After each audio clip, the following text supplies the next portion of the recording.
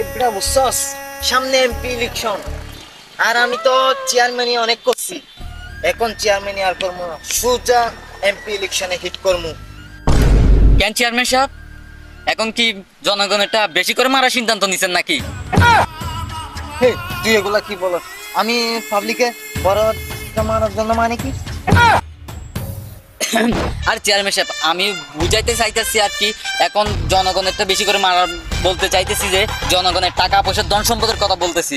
আপনি বুঝতেছেন কোনটা সেটা তো বুঝতেছি না। হে, তুই এগুলা কি বলিস? আমি জনগণের ধন সম্পদ মানি মানে? হ্যাঁ, আমি তো এখন শুধু এমপিতে হিট করতেছি, আর এখন আমি মানুষজনকে সাহায্য করব। আর তুই এগুলো তো মহাপাপ, আমি এগুলো করি নাকি?